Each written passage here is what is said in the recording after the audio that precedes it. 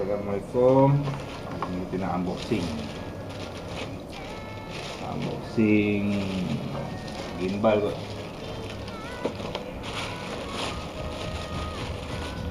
Baru sampai semalam.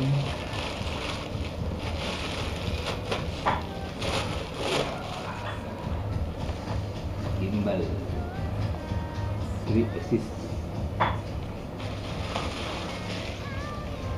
Okay.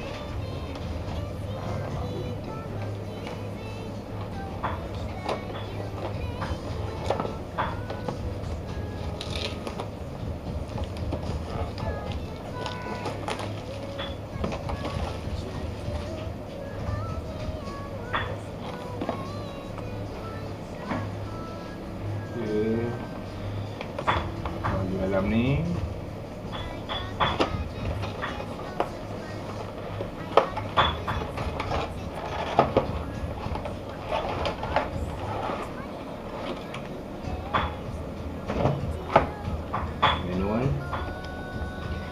manual H4 3 axis handle gimbal. This is the manual. Okay. Lepas tu dia bagi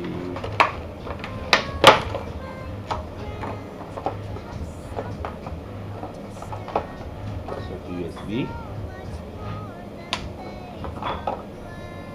Set lah. Nak on dia ni.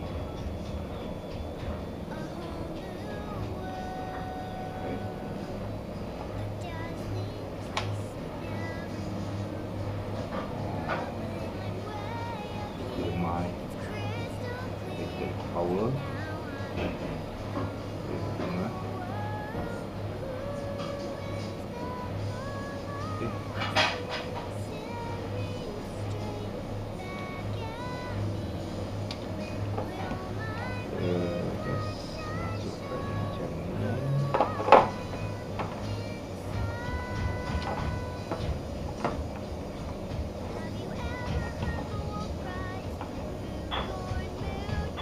Pakai bateri juga.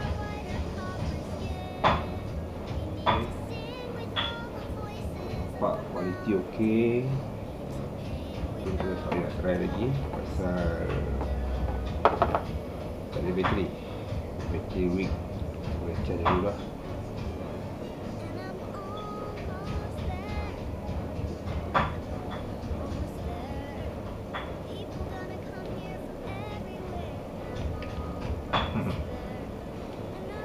Weak sangat power. Okay, ini lah stabilizer dua. Semua dia okey, kualiti okey. Kita buat dia punya ya pressure. Pecah dulu benda ni, dan baru kita try. Okay.